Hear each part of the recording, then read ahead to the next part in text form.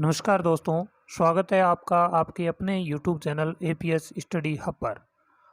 आज हम एक बहुत ही महत्वपूर्ण सब्जेक्ट इतिहास के बारे में बात करेंगे, जो भारतीय इतिहास है उसके बारे में, जो कि स्टेट लेवल या सेंट्रल लेवल की सभी जो एग्ज़ाम हैं उनके लिए बहुत ही महत्वपूर्ण है। उसमें सबसे पहले हम भारत के जो प्राक इतिहास है उसके बारे में बात करते हैं और उसमें भारत में आदि मानव की उत्पत्ति के बारे में बात करेंगे, जो हमारा पाषाण काल था उसके बारे में।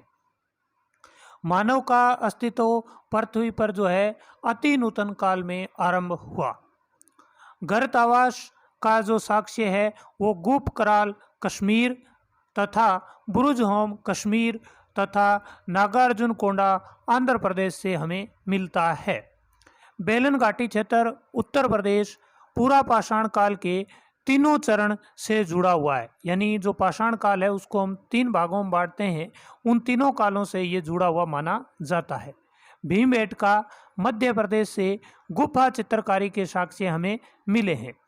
मध्य प्रदेश के आदमगढ़ तथा राजस्थान के बागौर से पशुपालन के सबसे पुराने साक्ष्य हमें मिलते हैं। और राजस्थान के अंदर सबसे पहले जो पशुपालन और कृषि के जो साक्ष्य हैं वो बागौर सभ्यता, जो कि भीलवाड़ा के अंदर कोठारी नदी के किनारे विकसित हुई, वहाँ से मिलते हैं। मेहरगढ़ से सर्वप्रथम कृषि का साक्ष्य मिला है। नव पाषाण युग में हड्डी के हथियार बिहार के चिरांद नामक स्थान से प्राप्त हुए हैं। इलाहाबाद के कोल्डी हुआ स्थान से चावल की खेती के प्राचीनतम साक्ष्य हमें मिले हैं। मनुष्य के साथ पालतू पशु को दफनाने का साक्ष्य बुरुज होम से मिला है, और ये पालतू पशु जो है वो कुत्ता था जिसको मानव के साथ दफनाया गया था। सबसे पहले हम बात करते हैं हड़प्पा संस्कृति के बारे में। हड़प्पा संस्कृति, हड़प्पा सभ्यता का नामकरण हड़प्पा स्थल के नाम से किया गया, क्योंकि यहाँ से सबसे पहले इस सभ्यता से संबंधित सामग्री मिलती है, यानी सबसे पहले खोजा गया स्थल जो है वो हड़प्पा था, इस कारण इसे हड़प्पा संस्कृति कहते हैं। इसके अलावा ये सिंधु नदी के किनारे विकसित हुई, इस कारण इसे सिंधु घाटी सभ्यता भी कहा जाता है। हड़प्पा सभ्यता कांस्य युगीन सभ्यता मानी जाती है। हड़प्पा सभ्यता के अंतर्गत पंजाब, सिंध, बलूचिस्तान, अफगानिस्तान, गुजरात, राजस्थान, हरियाणा और पश्चिमी उत्तर प्रदेश के भाग आते हैं, यानी यहाँ से हमें साक्ष्य मिले हैं। रेडियो कार्बन विधि के अनुसार जो हड़प्पा सभ्यता है उसका सर्वमान्य काल 2350 से 1750 ईसा पूर्व को माना जाता है। ये जो कार्बन 14 पद्धति है, ये इसकी खोज जो है अमेरिका के वैज्ञानिक विलियर्ड्स के द्वारा की गई थी। उनके अनुसार जो जितनी भी वस्तुएं हैं उनके अंदर दो प्रकार के कार्बन पाए जाते हैं, एक कार्बन 12 और एक कार्बन 14। जो कार्बन 14 होता है ये लगभग 5650 सालों के बाद में आधा रह जाता है, और इसी के आधार पर जो प्राचीन वस्तुएं हमें मिलती है उनका काल निर्धारण किया जाता है, और इसे ही कार्बन या रेडियो कार्बन पद्धति कहा जाता है, या जिसे कार्बन 14 पद्धति के नाम से जाना जाता है। उसके अनुसार सर्वमान्य जो काल है इसका वो 2350 या 2300 ईसा पूर्व से 1750 ईसा पूर्व को माना जाता है। जॉन मार्शल सिंधु सभ्यता नाम का प्रयोग करने वाले पहले पुरातात्विविद थे, यानी पहले जो व्यक्ति थे जॉन मार्शल, जिन्होंने इसे सिंधु सभ्यता नाम दिया था। अमलानंद घोष ने सोती संस्कृति का हड़प्पा के विकास में महत्वपूर्ण योगदान माना है। मोहनजोदड़ो की बहुसंख्यक जनता जो है वो भूमध्य सागरीय प्रजाति की थी, यानी भूमध्य सागर के अंदर जो प्रजाति पाई जाती है वो 80 प्रजाति हमें मोहनजोदड़ो से मिली है। हड़प्पा सभ्यता और उसके प्रमुख स्थल तथा उसकी विशेषताएं कौन कौन सी है उन सभी के बारे में हम पढ़ते हैं। सबसे पहले हड़प्पा सभ्यता के बारे में पढ़ते हैं। हड़प्पा पश्चिमी पंजाब गुजरात के हड़प्पा पश्चिमी पंजाब प्रांत के मोंटगोमरी जिले में रावी नदी के बाएं तट पर स्थित है। हड़प्पा में 2 कमरों वाले बैरक भी मिले हैं जो शायद मजदूरों के रहने के लिए थे। यहाँ से एक अनागार मिला है जो गढ़ी के बाहर निचले शहर में स्थित है। यहाँ किले के दक्षिण में एक शवाधान पाया गया है जिसे पुरातात्विकवेदों ने R37 नाम दिया है, यानी यहाँ से एक कब्रिस्तान मिला है जिसका नाम है R37 यानी R37। ताबूत शवाधान का साक्ष्य भी यहाँ से मिला है। यहाँ से श्रृंगार बक्सा की भी प्राप्ति हुई है जिससे हमें श्रृंगार सामग्री मिली है। ये कुछ प्रमुख विशेषताएं हड़प्पा सभ्यता के बारे में हमें याद रखनी है। इसके बाद में हम पढ़ते हैं मोहनजोदड़ो। मोहनजोदड़ो का शाब्दिक अर्थ है मुर्दों का टीला। मोहनजोदड़ो सिंधु नदी के दाहिने किनारे पर अवस्थित था जो वर्तमान में पाकिस्तान के सिंध प्रांत के लरकाना जिले में स्थित है। मोहनजोदड़ो का सबसे महत्वपूर्ण सार्वजनिक स्थल विशाल स्नानागार है। इस स्थल से मानव कंकाल के साक्ष्य हमें मिले हैं। शायद ऐसा माना जाता है कि यहाँ पर कोई नरसंहार हुआ होगा जिससे हमें यहाँ से मानव के कंकाल मिले हैं। यहाँ से कांसे की नृत्य करती हुई नर्तकी की मूर्ति प्राप्त हुई है। इसका निर्माण द्रविमोम विधि से हुआ है, यानी इस विधि से इसको बनाया गया है। कांसे की जो नृत्य करती हुई नर्तकी की मूर्ति है उसको। मोहनजोदड़ो से प्राप्त मुहर पर एक योगी को ध्यान मुद्रा में एक टांग पर दूसरी टांग डाले बैठा दिया गया है। इस प्रकार की एक मूर्ति हमें यहाँ से मिली है। सीप से निर्मित स्केल का साक्ष्य भी यहाँ से मिला है। हड़प्पा सभ्यता में एकमात्र खिड़की का साक्ष्य भी हमें यहीं से मिला है, मोहनजोदड़ो से। इसके बाद में हम बात करते हैं लोथल सभ्यता की। लोथल गुजरात के अहमदाबाद जिले में भोगवा नदी के किनारे सरागवाला ग्राम के समीप स्थित है। यहाँ से बंदरगाह के जो हमें प्रमाण है वो मिले हैं। बंदरगाह के प्रमाण जो है लोथल सभ्यता से हमें मिले हैं। हड़प्पा सभ्यता के स्थल और उनकी नदी कौन सी है और उनके उत्खननकर्ता कौन से हैं, प्रमुख जो है उनके बारे में हम बात कर लेते हैं। फिर अन्य बातें हम लोथल जो सभ्यता है उसके बारे में करेंगे। हड़प्पा सभ्यता रावी नदी के तट पर विकसित हुई। दयाराम साहनी के द्वारा इसे खोजा गया। मोहनजोदड़ो सिंधु नदी के किनारे और राखाल दास बनर्जी ने खोजा। लोथल सभ्यता भोगवा नदी के किनारे S.R. राव के द्वारा इसे खोजा गया। कालीबंगा सभ्यता घग्गर नदी के किनारे, जिसकी खोज अमलानंद घोष ने की थी। घग्गर नदी जिसे प्राचीन काल में सरस्वती या दरस्वती के नाम से जाना जाता था। रोपड़ सतलज नदी के किनारे यगदत्त शर्मा ने इसकी खोज की। कोट दिजी सभ्यता सिंधु नदी के किनारे फैजल अहमद खां के द्वारा इसे खोजा गया। चहुदड़ो सिंधु नदी के किनारे N.G. मजूमदार के द्वारा इसे खोजा गया।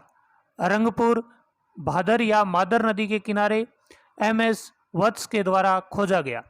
आलमगीरपुर हिडन नदी के किनारे यगदत्त शर्मा ने खोजा। सुतकान गेडोर दासक नदी के किनारे ओरेल स्टाइल ने खोजा। बनवाली सभ्यता सरस्वती नदी के किनारे रविंद्र सिंह बिष्ट के द्वारा खोजा गया था। ये प्रमुख नदी स्थल और उनके खोजकर्ता थे। अब हम पुनः लोथल सभ्यता के बारे में बात करते हैं। लोथल, यहाँ से हमें मनकों का एक कारखाना मिला है। इस स्थल से एक ऐसी मुहर मिली है जिस पर जहाज का चित्र अंकित है। यहाँ से युगल समाधान की प्राप्ति हुई है। लोथल से कांसे की छड़, तांबे की मुहर तथा तांबे का कुत्ता भी प्राप्त हुआ है। अन्न पीसने की चक्की लोथल से मिली है। हाथी दांत का स्केल इस स्थल से भी मिला है। अब हम बात करते हैं कालीबंगा सभ्यता की। कालीबंगा से हड़प्पा सभ्यता के साथ साथ हड़प्पा पूर्व सभ्यता के अवशेष भी प्राप्त हुए हैं और ये हड़प्पा पूर्व के जो अवशेष हैं वो सोंथी सभ्यता से मिले हैं जो कि बीकानेर जिले में स्थित है। सोंथी सभ्यता को प्राक हड़प्पा सभ्यता भी कहा जाता है। कालीबंगा राजस्थान के हनुमानगढ़ जिले में स्थित घग्गर नदी के किनारे स्थित है, जिसे प्राचीन काल में सरस्वती या दरस्वती नदी के नाम से जाना जाता था और वर्तमान में जिसे नट नदी या नाली के नाम से भी जाना जाता है। कालीबंगा का अर्थ काले रंग की चूड़ियां हैं, यानी ये जो कालीबंगा शब्द है उसका शाब्दिक अर्थ है। यहाँ से हमें जुते हुए खेत के साक्ष्य मिले हैं। 2 फसलों को उगाने का प्रमाण मिला है, यानी एक साथ 2 फसल बोते थे। यहाँ से फर्श पर अलंकृत ईंटों के प्रयोग का साक्ष्य मिला है और एकमात्र स्थल है जहाँ से हमें अलंकृत ईंटों के साक्ष्य मिले हैं। इस स्थल से लकड़ी के पाइप के प्रयोगों का प्रमाण मिला है। शल्य चिकित्सा का साक्ष्य यहाँ से मिला है, यानी एक खोपड़ी मिली है जो कि छिद्रित है और जिससे ऐसा अनुमान लगाया जाता है कि यहाँ पर शल्य चिकित्सा से भी लोग परिचित थे।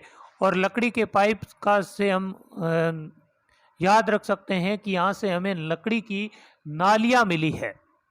इसके बाद हम चहुंदड़ों के बारे में पढ़ते हैं। चहुंदड़ों मोहनजोदड़ो से 130 किमी दक्षिण में स्थित है। यहाँ से मनका बनाने का एक कारखाना प्राप्त हुआ है। सौंदर्य प्रसाधन सामग्री के अवशेष यहाँ से मिले हैं और झुक्कर झांगर जो संस्कृति है उसके अवशेष भी हमें चहुंदड़ो सभ्यता से मिले हैं। बनवाली सभ्यता, बनवाली हरियाणा के हिसार जिले में सरस्वती नदी के किनारे स्थित है। यहाँ से मिट्टी के खिलौने हल की प्राप्ति हुई है, यानी हल हमें कहाँ से मिला है तो बनवाली सभ्यता से। इस स्थल से जौ, तिल तथा सरसों के ढेर भी मिले हैं। इसके बाद में हम रंगपुर के बारे में पढ़ते हैं। रंगपुर सभ्यता, रंगपुर गुजरात के काठियावाड़ प्रायद्वीप में मादर या भादर नदी के समीप स्थित है। यहाँ से पूर्वकालीन वे उत्तरोत्तर हड़प्पा सभ्यता के अवशेष मिले हैं, यानी हड़प्पा जो है पूर्व और हड़प्पा के उत्तर के अवशेष भी रंगपुर सभ्यता से मिले हैं। इस स्थल से चावल की भूसी के प्रमाण भी मिले हैं, जैसे कालीबंगा से भूले हुए चावल के भी प्रमाण मिले हैं, लेकिन उसकी जो चावल की भूसी है उसके प्रमाण हमें कहाँ से मिले हैं तो रंगपुर सभ्यता गुजरात से मिले हैं। इसके बाद में हम सुरकोटड़ा के बारे में पढ़ते हैं। सुरकोटड़ा सभ्यता गुजरात राज्य के कच्छ क्षेत्र में ये स्थान स्थित है। इस स्थल की खोज 1964 में जगपति जोशी ने की थी। यहाँ से घोड़े की हड्डी के अवशेष हमें मिले हैं। कलश समाधान के साक्ष्य भी यहाँ से मिले हैं। ऊपर से कब्र को पत्थर से ढकने के साक्ष्य भी हमें मिले हैं।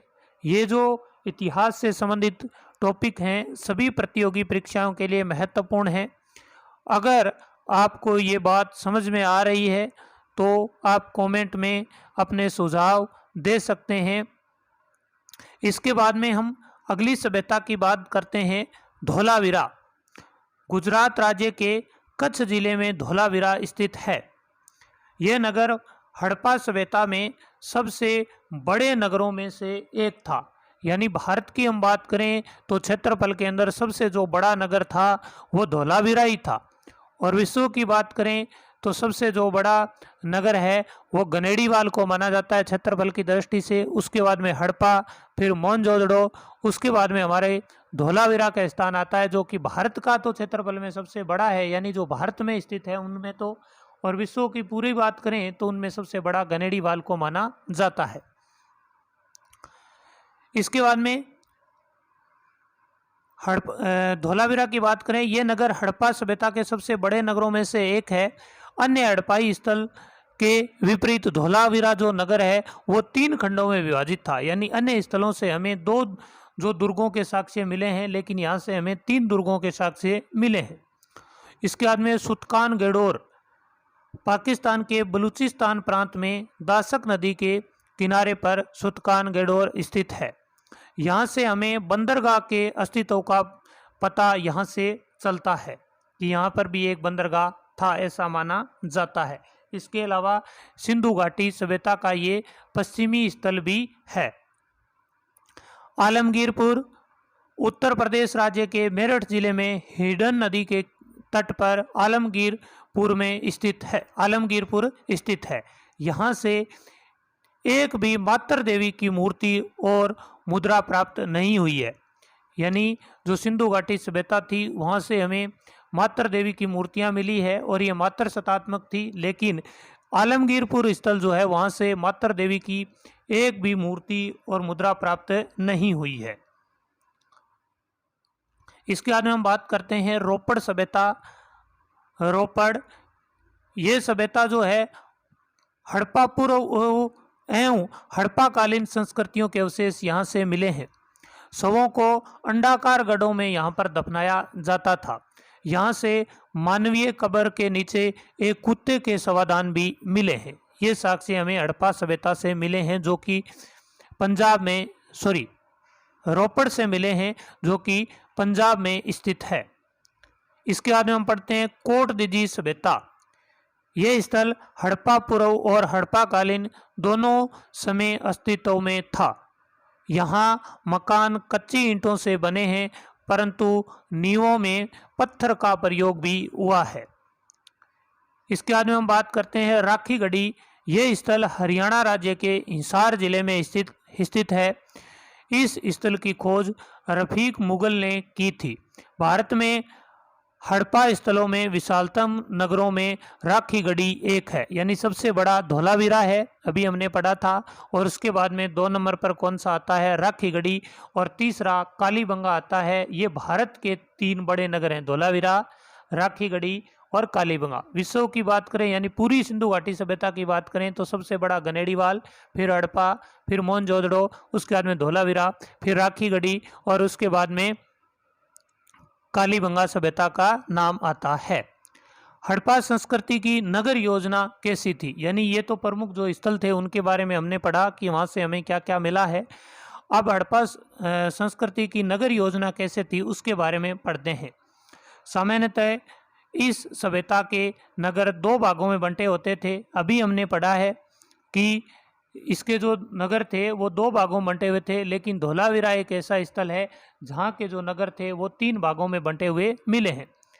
दुर्ग में शासक वर्ग के लोग रहते थे तथा निचले नगर में सामान्य लोग रहते थे। भवन निर्माण में पक्की एवं कच्ची दोनों तरह की ईंटों का प्रयोग होता था। भवन में सजावट आदि का अभाव था। प्रत्येक मकान में स्नानागार, कुएं एवं गंदे जल की निकासी के लिए नालियों का प्रबंध था। सड़कें कच्ची थी और प्राय एक दूसरे को समकोण पर काटती थी, जिसे ग्रिड पद्धति या ऑक्सफोर्ड पद्धति या जाल पद्धति के नाम से भी जाना जाता है। मकानों के दरवाजे मध्य में न होकर एक किनारे पर होते थे और मुख्यतः जो दरवाजे थे वो मुख्य सड़क पर ना खुलकर पीछे की तरफ खुलते थे। हड़प्पा संस्कृति की जल निकासी प्रणाली अद्वितीय थी, यानी बहुत शानदार थी। कृषि की बात करते हैं। हड़प्पा संस्कृति की मुख्य फसल गेहूं और जौ थी। इसके अलावा वे राई, मटर, तिल, चना, कपास, खजूर, तरबूज आदि पैदा करते थे। चावल के उत्पादन का प्रमाण लोथल और रंगपुर से भी प्राप्त हुआ है। इसके अलावा भुने हुए चावल के साक्ष्य कालीबंगा सभ्यता से भी हमें मिले हैं। पशुपालन की बात करते हैं। हड़प्पा सभ्यता में पाले जाने वाले मुख्य पशु थे बैल, भेड़, बकरी, भैंस, सूअर, हाथी, कुत्ते, गधे आदि का साक्ष्य हमें यहाँ से मिला है। हड़प्पा निवासियों को कुबड़ वाला सांड जो है विशेष प्रिय था, जिसे एक सरंगी बैल के नाम से भी जाना जाता है। ऊंट, गेंडा, मछली, कछुए का चित्रण भी हड़प्पा संस्कृति की मुद्राओं पर हुआ है। हड़प्पा संस्कृति में घोड़े के अस्तित्व पर विवाद है। माना जाता है कि हड़प्पा सभ्यता के लोग जो हैं वो घोड़े से अपरिचित माने जाते हैं। कालीबंगा से हमें ऊंट की हड्डियां भी मिली है। इसके बाद में हम शिल्प एवं उद्योग धंधों की बात करते हैं। धातुकर्मी तांबे के साथ साथ टीन मिलाकर कांसा तैयार करते थे। इस कारण इसे कांस्य युगीन सभ्यता भी कहा जाता है। मोहनजोदड़ो से बने हुई सूती कपड़े का एक टुकड़ा तथा कालीबंगा में मिट्टी के बर्तन पर सूती कपड़े की छाप मिली है। इस सभ्यता के लोगों को लोहे की जानकारी नहीं थी। कांस्य मूर्ति का निर्माण द्रवी मोम विधि से हुआ था, जो मोहनजोदड़ो से मिली है।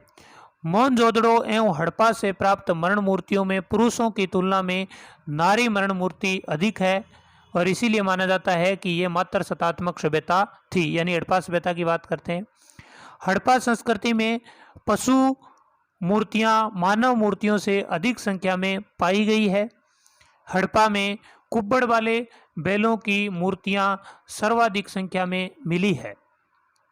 मनका उद्योग का केंद्र लोथल व चहुंदड़ो था। यहाँ से मनका उद्योग के साक्ष्य हमें मिले हैं। व्यापार की बात करते हैं। हड़प्पावासी राजस्थान, सौराष्ट्र, महाराष्ट्र, दक्षिणी भारत एवं बिहार से व्यापार करते थे।